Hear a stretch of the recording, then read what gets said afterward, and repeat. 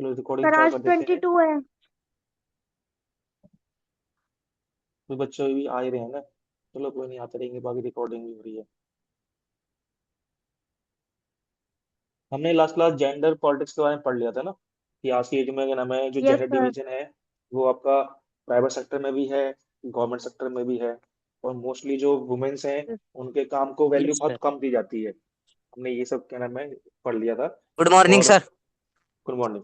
जितने भी मोस्टली क्या नाम है ऑक्यूपेशंस वगैरह हैं उसमें मेल को प्रायोरिटी दी जाती है। फीमेल के लिए पहले से ही प्री डिफाइंड वर्क रहते हैं, है ना। जितने भी, मान लो कोई यस पर्सन सर। अगर काम कर रहा है, चाहे मेल है फीमेल है, दोनों का वर्क प्रोफाइल सेम है ना, वर्क लोड सेम है, वर्किंग आवर्स भी सेम है, बट सैलरी में डिफरेंस होता है। और इसके लिए हमने यही पढ़ा था कि जो महिलाओं की कंडीशन आज इतनी ज्यादा खराब है उसके पीछे जो पैट्रियार्कियल सोसाइटी है वो रिस्पॉन्सिबल है, ये हमने पढ़ा था। तो इसके लिए क्या नाम है, कई सारे जो वुमेन्स के सपोर्ट में मूवमेंट स्टार्ट होते हैं। और वुमेन्स को सपोर्ट करने में किसका हाथ रहता है, यानी कि वो होते हैं आपके फेमिनिस्ट। हमने इनके बारे में पढ़ा था, यानी कि ये वो लोग हैं जो स्टार्टिंग से वुमेन्स के साथ जो डिस्क्रिमिनेशन हो रहा है ना, चाहे वो वर्किंग एरिया में हो चाहे डोमेस्टिक वायलेंस हो, इन सब के अगेंस्ट जो फेमिनिस्ट लोग हैं वो क्या करते हैं, आवाज उठाते हैं। और फेमिनिस्ट जरूर नहीं है सिर्फ फीमेल ही होंगे इसमें, जो क्या कहते हैं मेल होते हैं वो भी सपोर्टर होते हैं इसके, जो कि नाम वुमेन्स के राइट्स की डिमांड करते हैं। हर कोई चाहता है कि भाई सोसाइटी में क्या हो, सभी पर्सन्स को क्या मिले, इक्वल राइट्स मिले, ड्यूटीज मिले, है ना। तो यहाँ तक हमने इसको कर लिया था कवर।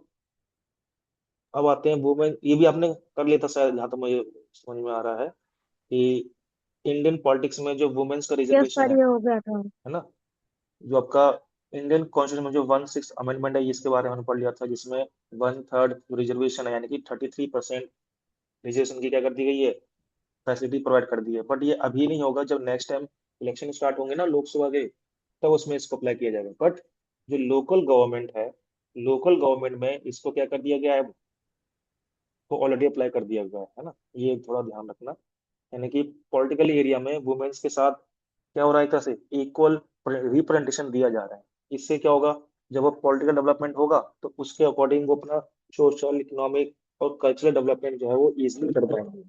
और जो उनके साथ डोमेस्टिकली और क्या नाम है ऑफिस वर्क प्लेस में जो क्या नाम है एक्सपोर्टेशन होता है उनके साथ, उसके अगेंस्ट वो आवाज भी उठा सकते हैं। और दिल्ली की अगर बात करें, दिल्ली में तो ये भी है, वुमेन्स को जो लोकल ट्रांसपोर्ट है वो फ्री दिया गया है, ताकि जो महिलाएं हैं घर से बाहर निकले, अगर मान लो उनको जॉब करनी है तो जॉब कर सकती हैं, सैलरी वगैरह उनको अच्छी खासी मिल जाएगी, घर को थोड़ा सा सपोर्ट कर सकती है। यानी कि एक तरह से वुमेन एम्पावरमेंट को सपोर्ट करने के लिए गवर्नमेंट भी क्या है, एक तरह से आगे बढ़ रही है कि नहीं। अब आ जाते हैं हम क्या नाम है यहाँ पर, वो जो टॉपिक थे वो थे क्या नाम है आपका जेंडर बेस पर। अब जो हम आएंगे यहाँ पर वो है आपका एक तरह से रिलीजन, कम्युनलिज्म एंड पॉलिटिक्स के अकॉर्डिंग देखेंगे। हमने यहाँ पे कुछ चीजें क्या नाम है कवर कर ली थी, बट थोड़ा सा स्टार्टिंग से लेके चलेंगे, है ना।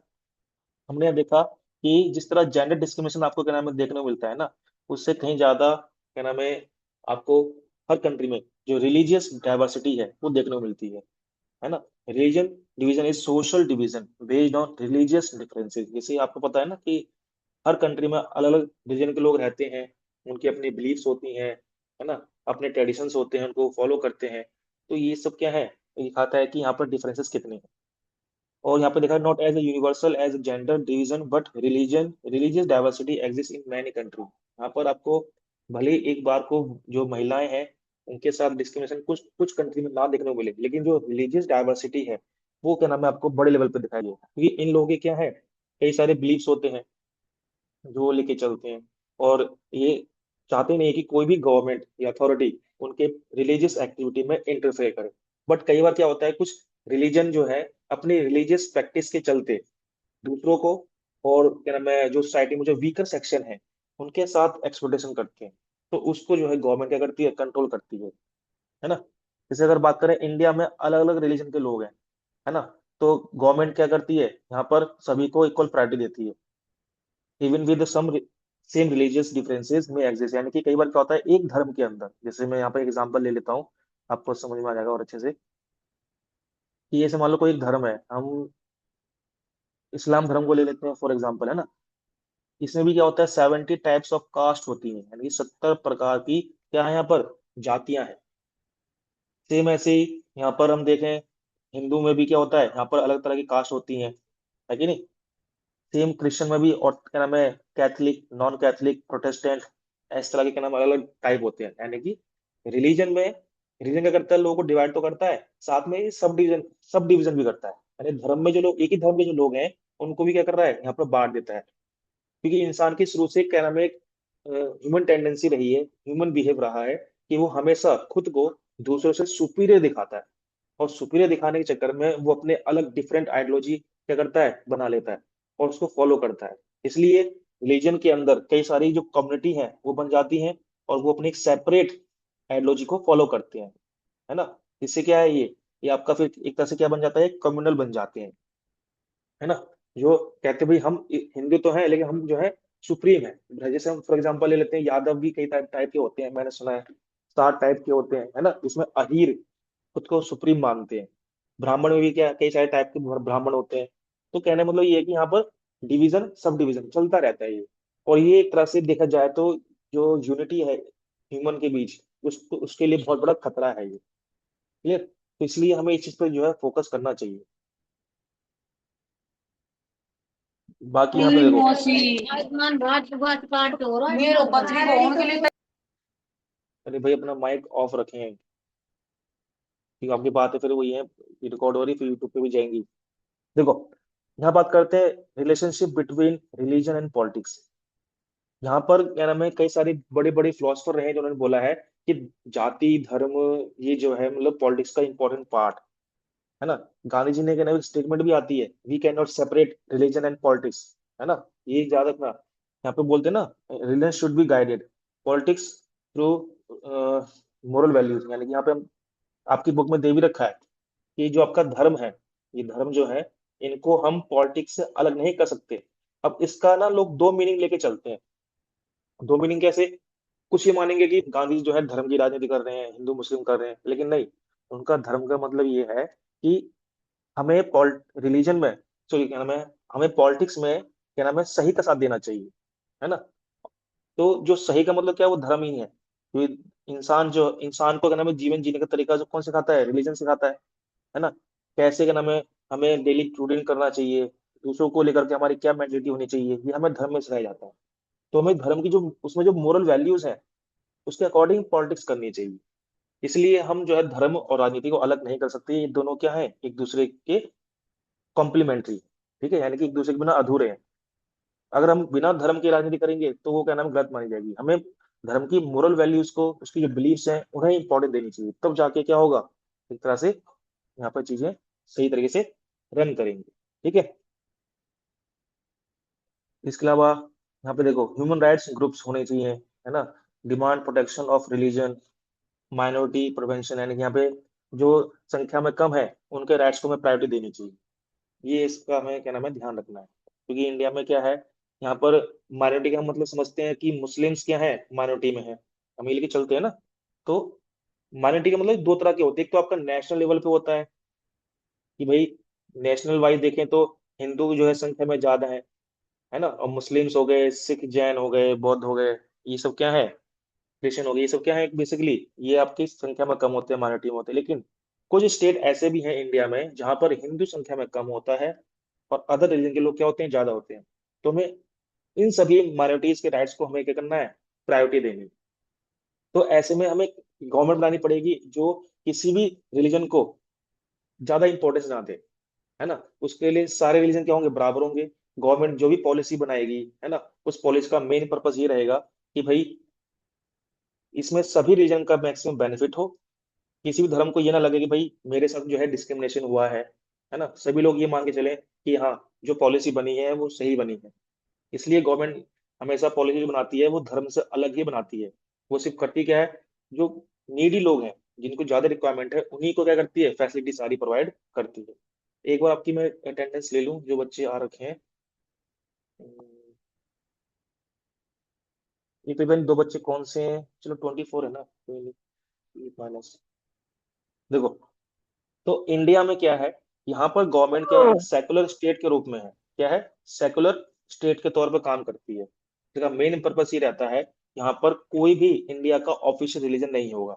यहाँ पर हम नेशनलिज्म को प्रायोरिटी देंगे, ना कि किसी एक धर्म को प्रायोरिटी देंगे। ठीक है। तो communism is a major challenge to democracy, यानी कि जनरली क्या होता है, किसी भी कंट्री में अगर जब डेमोक्रेसी हम स्टैब्लिश करते हैं तो वहां पर कम्युनिटीज जो होती हैं अलग अलग, वो अपने आप में क्या है, बहुत बड़ा चैलेंज बन जाती है। इसलिए इंडिया ने क्या किया, किसी भी धर्म को ज्यादा प्रायोरिटी नहीं दी। ये दिवेन क्या कर रहा है भाई, दिल क्यों भेज रहा है? हरकतें करेगा, पता नहीं रिकॉर्ड हो रहा है सारा जो है, फिर स्कूल खुलेगा तो इसी को क्या नाम है, लेना पड़ेगा शायद। नाम चलो लिख ही लेता हूँ उसका, मैं दिवेन है ना, ठीक है। ये दिवेन कौन सी क्लास में है, जरा कोई बताएगा? सर 10T3 में। चलो ठीक है, इनका टेन इसका की T3 थ्री निकालेंगे। T3 में दिखाते हैं इनको। स्कूल अब ज्यादा दिन तो बचे नहीं है, स्कूल आओगे थोड़ा कमर टाइट करके आना। देखो, अब जरा यहाँ ध्यान दो।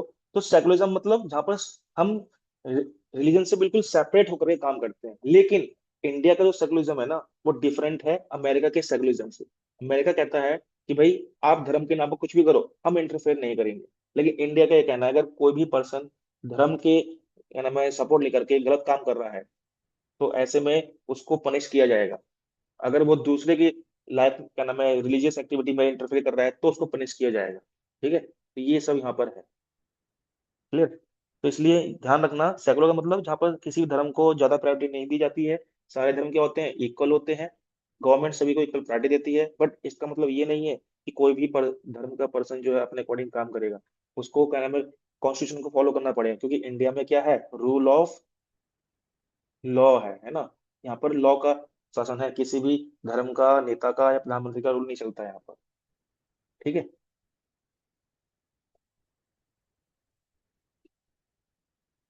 बाकी यहाँ देखो, कम्युनलिज्म का मतलब क्या होता है, believes that religion is main of social community, यानी कि जित सोसाइटी में जितनी कम्युनिटी होती है ना, उसमें उनके कुछ बिलीव्स होते हैं।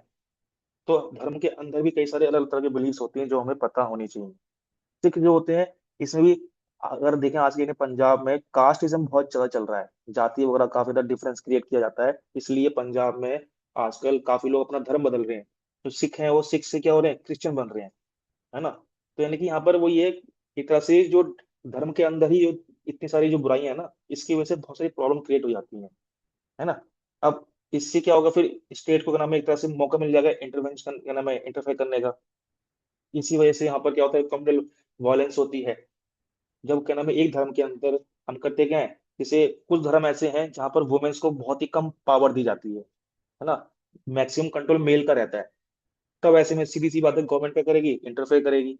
वो ये नहीं देखेगी भाई धर्म के नाम पर क्या कर रहे हैं। अगर आप धर्म के नाम पर वुमेन्स के साथ किसी भी तरीके का डिस्क्रिमिनेशन करोगे, तो वो क्या है, इनलीगल माना जाएगा।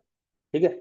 इसलिए यहाँ पर इंडिया में जो है सेकुलरिज्म को इंपॉर्टेंस दी जाती है। ये कोई बच्चा है जो यूट्यूब लिंक लेके क्या नाम है हुआ है, इसको मैं ऐड नहीं करूंगा भाई। नहीं, कौन है ये? देखो, जो सेकुलरिज्म है ना, ये बेसिकली क्या करता है, एक तरह से यहाँ लिखा है, secular constitution is necessary but not sufficient, यानी कि किसी भी कंट्री को सिस्टमेटिकली रन करने के लिए, क्योंकि समाज में अलग अलग तरह की क्या होती हैं, कम्युनिटीज होती हैं, तो उनके बीच बैलेंस बना होना चाहिए। तो बैलेंस कब बना रहेगा, जो गवर्नमेंट क्या रहेगी, एक तरह से बिना किसी डिस्क्रिमिनेशन के काम करेगी।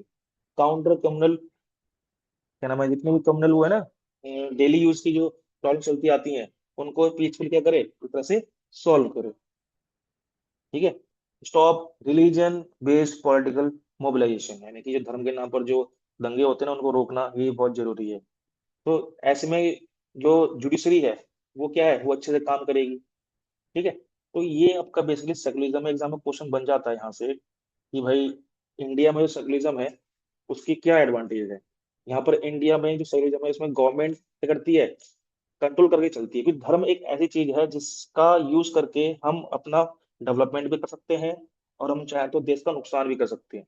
जैसे आपने सुना होगा ना, दो धारी तलवार होती है, यानी कि इससे हम अपने आप को बचा सकते हैं और दूसरे का नुकसान भी कर सकते हैं। इसलिए धर्म पर, रिलीजन पर स्टेट का कंट्रोल होना चाहिए।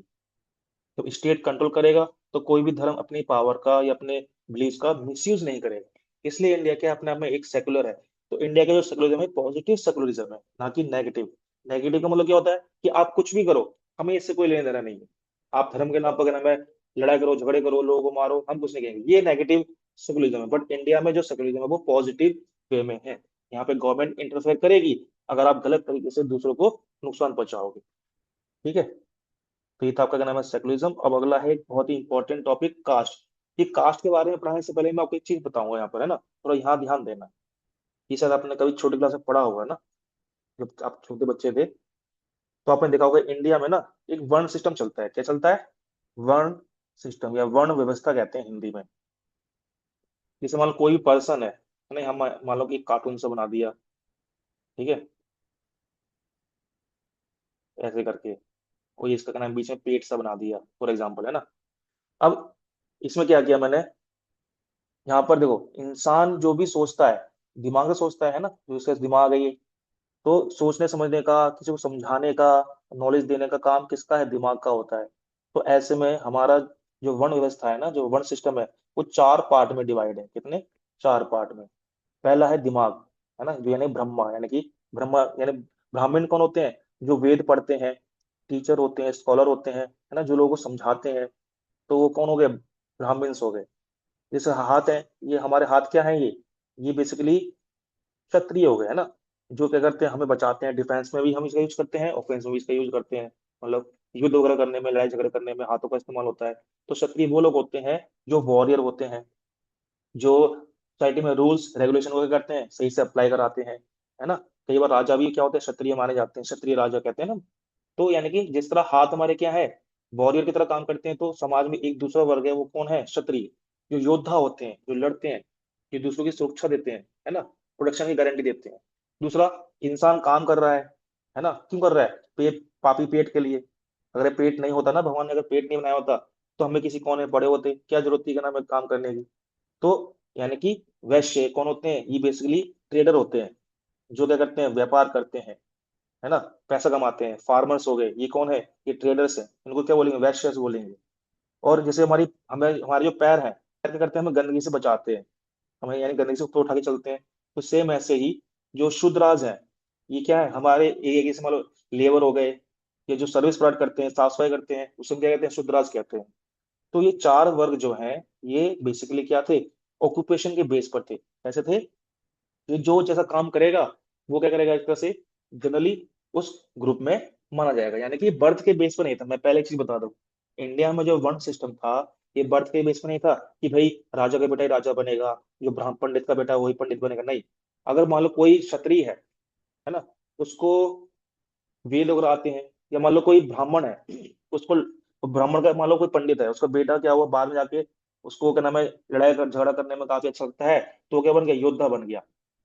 एग्जाम्पल ले लेते हैं, जैसे आपने नाम सुना होगा मंगल पांडे। पांडे कौन होते हैं? जो पंडित होते हैं बेसिकली, है ना।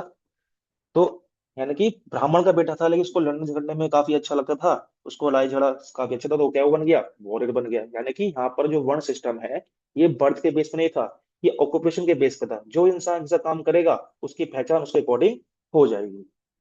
ये काफी ज्यादा कॉम्प्लिकेटेड नहीं था, ठीक है। तो ये चार वर्ण आपको पता होने चाहिए जनरली, ठीक है।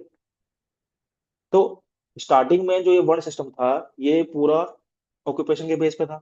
लेकिन जैसे जैसे क्या हुआ, पॉपुलेशन बढ़ती चली गई। पॉपुलेशन के बढ़ने की वजह से यहाँ पर क्या हुआ, जो लोगों ने क्या किया, अपने जैसे मान लो कोई ब्राह्मण है, तो उसने अपने आप को बोला भाई मैं अलग टाइप का ब्राह्मण हूँ, है ना। मैं क्या नाम है पूजा पाठ कराता हूँ, मेरा जो क्या नाम है काम करने का तरीका है, इसमें क्या करते हैं लोग, घर में जो भी कोई अच्छा काम होता है तब मैं वहां काम करूंगा। कुछ ब्राह्मण ऐसे होते हैं जो क्या करते हैं, किसी के मरने पे आते हैं, या लोग कहने मतलब ये अलग तरह के ब्राह्मण है। तो यहाँ लोगों ने क्या किया, खुद को दूसरे सुपीरियर दिखाने के लिए अपनी एक अलग पहचान बना ली। और फिर बाद में उसको क्या कर दिया, फिक्स कर दिया कि अब हम जो है ब्राह्मण वही रहेंगे, हम अपना क्या नाम है पहचान नहीं बदलेंगे। यानी जैसे जैसे पॉपुलेशन बढ़ती चली गई, तो वहां पर क्या हुआ, लोगों ने अपने अलग से क्या नाम है कास्ट बना ली। जो कास्ट वर्ड है ना, बेसिकली ये इंडिया का वर्ड नहीं है, बाहर से आया था, है ना। तो ये कास्ट का मतलब क्या हो गया, ये बर्थ के बेस पे हो गया, यानी कि ये आपका कॉम्प्लिकेटेड हो गया। जब पॉपुलेशन बढ़ती है, तो ऐसे में एक दूसरे से खुद को अलग दिखाने के लिए उन्होंने क्या किया, जाति शब्द यूज कर लिया। और फिर ये जाति का नाम है, आज तक हमारे दिमाग से जाति नहीं है। और ये जो जाति व्यवस्था है ना इंडिया में, कास्ट सिस्टम, ये इंडियन पॉलिटिक्स में बहुत ही इंपॉर्टेंट रोल प्ले करता है। इवन आज भी हम जब भी वोट डालते हैं ना, तो वोट डालते टाइम हम कास्ट देखते हैं, भाई ये किस बिरादरी का है, किस जाति का है। अगर ये हमारी बिरादरी का है तो हम उसको वोट डालेंगे, वोट करेंगे तो हमारे लिए काम करेगा। तो कहने का मतलब ये है कि आज की डेट में इंडिया में जो पॉलिटिक्स होती है वो कास्ट के बेस पे ज्यादा होती है। ठीक है। पहले अच्छा था, वन सिस्टम था, है ना, ऑक्यूपेशन के बेस पे था। अगर मान लो कोई पंडित है, उसको लड़ने में अच्छा लगता है तो क्या नाम है, क्षत्रिय बन गया। और मान लो क्षत्रिय है, उसको क्या नाम है, उसका पैसा कमाने का मन है तो व्यापारी बन गया। अगर वो सर्विस करना चाहता है तो सर्विस कर सकता है। ठीक है। तो ये सब चीजें हैं आपकी यहाँ पर क्या नाम है, वन सिस्टम देखने को मिलता है। अब आते हैं मेन, जो हमारा आज का टॉपिक है इसमें, कास्ट एंड पॉलिटिक्स। इंडिया में जो कास्ट सिस्टम है ये इसलिए लाया गया ताकि सोसाइटी में जो एक पॉपुलेशन बढ़ रही है ना, उसको एक तरह से क्या किया जाए, आइडेंटिफाई किया जाए, है ना। आइडेंटिफाई मतलब ये जो पब्लिक है उसकी पहचान के लिए किया जाए। बट बाद में ये जो कास्ट सिस्टम है बहुत ज्यादा प्रॉब्लम क्रिएट करने लग गया। ठीक है।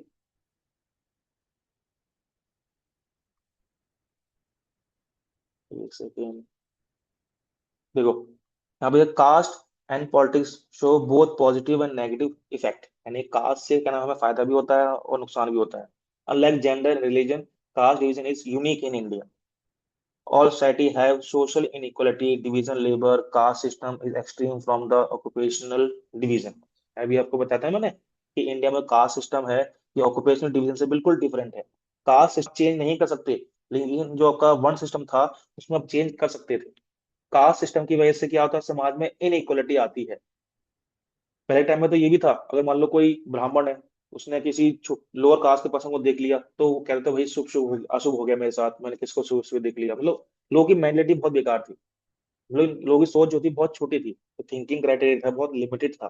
जिसके वजह से समाज में क्या था, यूनिटी बिल्कुल भी नहीं थी। और इसी डिवीजन की वजह से अंग्रेजों ने हम पर रूल किया। यानी कि अंग्रेज हम पर रूल कर ही नहीं पाते वो, अगर हम आपस में जाति में ना बटे होते तो। ठीक है।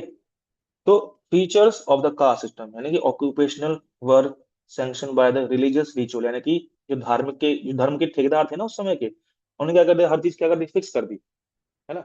यहाँ पर जो कास्ट है इसमें क्या होता है, हम कुछ ऑक्यूपेशन क्या करते हैं, कैरी करते हैं। बहुत सारे, जैसे मान लो कोई चमड़े का काम करता है, चमड़े वगैरह का, तो उसका नाम है लोअर काम माना जाता है। कोई बाल काटता है तो उसको क्या नाम है, थोड़ा सा ठीक ठाक माना जाता है ना। कोई मान लो अगर अ, वेद पढ़ता है तो उसको अच्छा मानते हैं। यानी कि यहाँ पर एक डिवीजन किया गया समाज में। ठीक है। तो कहने का मतलब यहाँ पर जो ये कास्ट सिस्टम है, यहाँ पर फैमिली रिलेशन भी क्या होते थे, कास्ट को देख करके ही किए जाते हैं आज भी। है ना, लेकिन मैरी विद देयर कास्ट, यानी कि अपनी कास्ट देख करके ही क्या करते हैं, शादी करते हैं। कास्ट देख करके हम वोट डालते हैं। कास्ट देख करके अगर हमें फ्रेंड बनाते हैं। यानी कि ये इस तरह का जो डिवीजन है समाज को बांटता है ना। तो society was divided hierarchical caste group. अब जो अपर क्लास होगी वो क्या करेगी, अपने आप को सुप्रियर दिखाएगी, और खुद दूसरों को क्या नाम है, लोअर दिखाएगी। तो ये डिवीजन है एक तरह से ये लोगों की यूनिटी को खत्म कर देता है। ठीक है। अब आ जाओ, ये हो गया भाई कास्टिज्म के बारे में। वही बिलीव यहाँ पे लिखा है, casteism believe that caste is the sole basis of social community. This belief incorrect because people have multiple identity. Caste is not only factor, यानी कि यहाँ पे क्या होता है, इंसान की अपनी पहचान होती है। उस पहचान को दूसरे से सुप्रीम दिखाने के लिए हम करते क्या है, यहाँ पर एक तरह से एक अपने अलग सेपरेट कास्ट बना लेते हैं। ठीक है। बाकी changes in the caste system, यानी कि अब देखो, अब क्या हो रहा है ना, लोग थोड़े से समझदार हो रहे हैं आज की डेट में देखा जाए तो। जो इंडिया जो मॉडर्न हो रहा है, यहाँ पर हम अब इंसान के क्या नाम है, ऑक्यूपेशन को इंपॉर्टेंट देते हैं। एक जो उसकी वेल्थ है, हेल्थ और वेल्थ, इसको हम प्रायोरिटी देते हैं। है ना। अब जो है ये जाति वगैरह इतना मैटर नहीं करती इंडिया में। जो हमारा देश इतना इकोनॉमिक ग्रो कर रहा है, इतने अच्छे अच्छे क्या नाम है, अर्बनाइजेशन सेंटर बन रहे हैं, है ना, लोग एजुकेटेड हो रहे हैं, उनको पता है कि भाई आज की डेट में यहाँ पर कास्ट मैटर नहीं करती, इंसान का नेचर मैटर करता है। अब लोग थोड़े से सुधर रहे हैं, है ना, क्योंकि गवर्नमेंट भी क्या कर रही है, जो कास्ट के बेस पे जो डिस्क्रिमिनेशन करता है उसको खत्म करती जा रही है। हमारे यहाँ इंडिया में एक एससी और एसटी एक्ट भी है। इसकी वजह से क्या, अगर कोई मान लो किसी जाति के नाम पर किसी का डिस्क्रिमिनेशन करता है तो उस पर क्या होगा, एक तरह से केस हो जाएगा। तो यहाँ पर इंडिया में लोग अवेयर हो रहे हैं, गवर्नमेंट भी क्या कर रही है, लोगों को कास्ट को लेकर के एक तरह से अवेयर कर रही है कि हमें जात वगैरह को नहीं मानना चाहिए। ठीक है। ये बच्चे काफी लेट लेट ज्वाइन कर रहे हैं, सोच सोच के आ रहे हैं क्या। चलो कोई नहीं। अब यहाँ बात करते हैं कि कास्ट जो है इंडिया की पॉलिटिक्स में कैसे इतना इंपॉर्टेंट रोल प्ले करती है। अब मान लो आपको कोई अपनी पॉलिटिकल पार्टी बनानी है, आप चाहते हो कि आपको मैक्सिमम वोट मिल जाए, तो आप कोशिश करोगे कि भाई एक पर्टिकुलर एरिया में किस कास्ट के लोग क्या है, ज्यादा रहते हैं, तो आप क्या करोगे, उस कास्ट का कैंडिडेट खड़ा कर दोगे। होता भी यही है। तो जो पॉलिटिकल पार्टी है वो करती क्या है, अपना जो क्या नाम है लीडर है वो कास्ट देके कर देती है। तो जब भी उसका नाम लिखा जाएगा ना, तो जाति जरूर उसके साथ में लिख दी जाती है, ताकि लोग क्या करते हैं, कहते हैं भाई अपनी बिरादरी का है, हम इसको वोट करेंगे, हमारे लिए काम करेगा, लेकिन करता वो सिर्फ अपने लिए ही है। ठीक है। इसके अलावा इलेक्टोरल अपील, यहाँ पे लोग भी करते हैं भाई, कास्ट के बेस पर क्या करते हैं, वोट मांगते हैं। जैसे कुछ पार्टी ऐसी हैं जो कहती हैं हम दलितों की पार्टी है ना, हम दलितों के लिए काम करेंगे, लेकिन आज तक कभी उनका भला हुआ ही नहीं। जो मायावती का एग्जाम्पल ले सकते हैं हम। मायावती कहती है मैं दलितों की नेता हूँ और मैं दलितों के लिए काम करूंगी, लेकिन दलित आज भी गरीब है, पिछड़ा है। लेकिन जो नेता है वो क्या हो गए, उन्होंने अपने करोड़ों की प्रॉपर्टी बना ली। तो कहने का मतलब ये है कि इंडिया में कास्ट बहुत इंपॉर्टेंट है, स्पेशली पॉलिटिक्स में। यहाँ पर इंसान जात पात नहीं करता, यहाँ नेता लोग चाहते हैं कि लोग कास्ट में बने रहेंगे, तुम्हारा वोट बैंक बना रहेगा।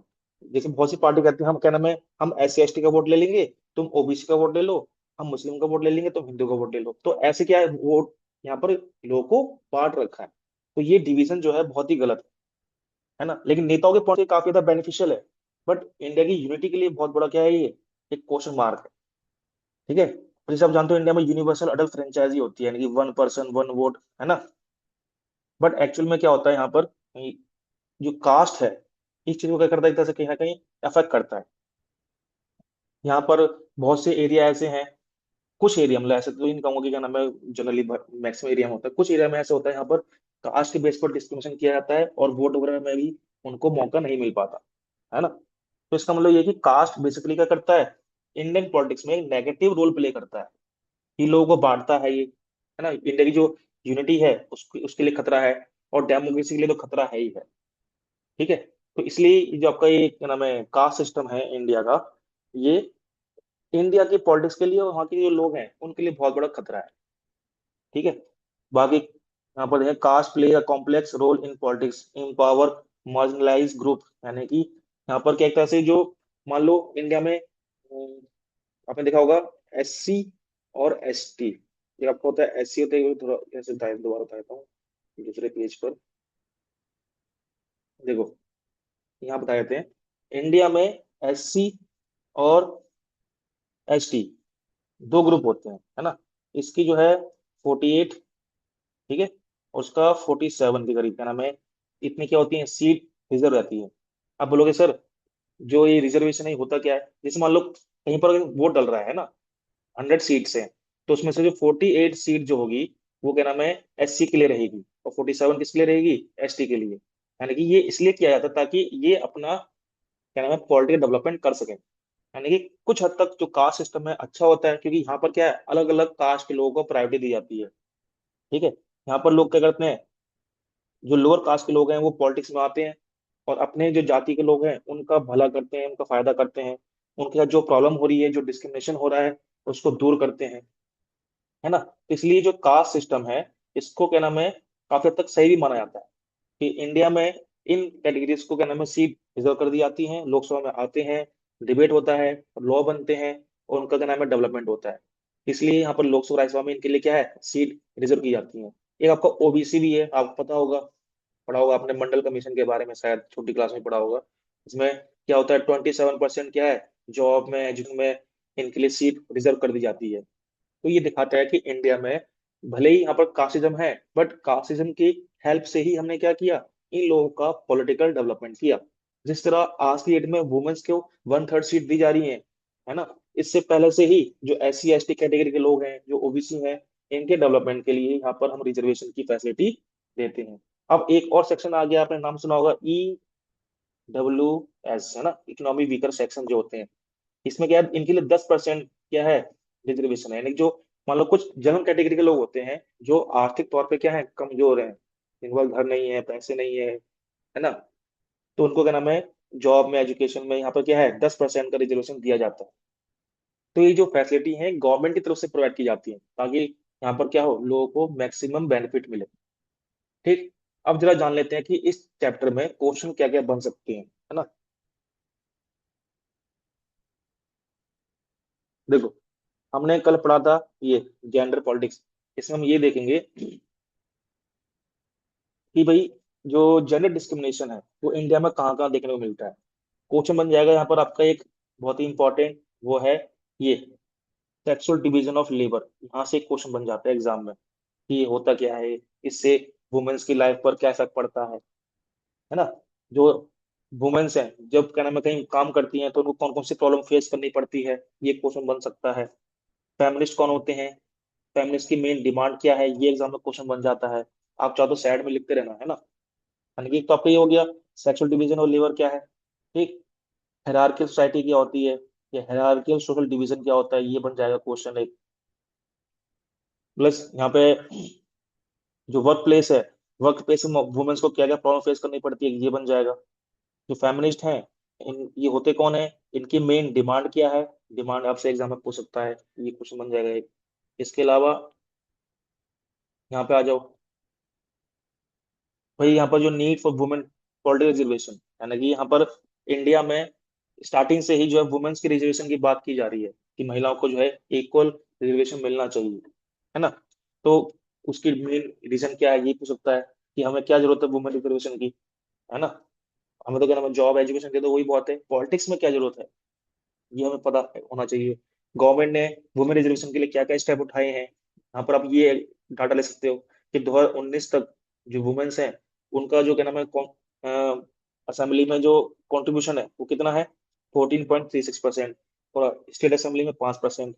लेकिन जो लोकल गवर्नमेंट है वहां पर 3% क्या है कंट्रीब्यूशन, ये आप एग्जाम में लिख देना, पंचायत वगैरह जो होती है, ठीक है। यहाँ से क्वेश्चन आपका एग्जाम में बन जाएगा कि explain the role of women in political reservation, यानी कि शुरू से करके आज तक क्या क्या चेंज किए गए हैं। आप लिख देना 1/3 जो रिजर्वेशन है वो इंडिया में लाया गया है, 106 अमेंडमेंट था। उस अमेंडमेंट में बोला गया कि अब से लोकसभा राज्यसभा में क्या होगा, 33% सीट्स करेंगी, अब वुमेन्स के लिए भी क्या रहेंगी, रिजर्व रहेंगी, है ना। तो यहाँ से क्वेश्चन बन जाता है मोस्टली। बाकी आपका ये सेकुलरिज्म क्या होता है, यहाँ से हर बार एग्जाम में आता है क्वेश्चन ये वाला, सेकुलरिज्म। और उसके क्या नाम है, पहले तो आपका सेकुलरिज्म का मीनिंग पूछेगा, है ना। सेकुलर स्टेट क्या होता है, उसके फीचर्स बताओ, क्लियर। इंडिया में जो रिलीजन है और जो कम्युनलिज्म है, ये किस तरीके से इंडिया की पॉलिटिक्स में इंपॉर्टेंट रोल प्ले करते हैं, ये क्वेश्चन बन जाता है ना। यानी कि हम बोल सकते हैं ना कि रिलीजन एंड कम्युनिस्ट, ये कम्युनिज्म जो आइडियोलॉजी है, ये सब इंडिया की पॉलिटिक्स को डायरेक्टली और इनडायरेक्टली अफेक्ट करती हैं। कैसे करती हैं आपको बताना है, यानी कि पॉजिटिव वे में भी करती हैं और नेगेटिव वे में करती हैं, ठीक है। इसके अलावा आपका लास्ट बचा कौन सा, कास्ट। कास्ट का इंडियन पॉलिटिक्स में नेगेटिव और पॉजिटिव रोल क्या है, यानी यहाँ पर इंडिया में कास्ट के बेस पर डिस्क्रिमिनेशन होता है, इसलिए यहाँ पर क्या कर दिया गया है, कास्ट के बेस पर यहाँ पर रिजर्वेशन दिया जाता है ताकि वो अपना डेवलपमेंट कर सके, ठीक है। ये एग्जाम में क्वेश्चन बन जाता है। बाकी कास्ट के बेस पर डिस्क्रिमिनेशन तो हो रहा है, इसको हम कैसे खत्म कर सकते हैं, ये आपसे पूछ लेगा। यानी कि कास्ट का इंडियन पॉलिटिक्स में नेगेटिव पॉजिटिव रोल आपसे एग्जाम में पूछने के ज्यादा चांस बन सकते हैं, ठीक है।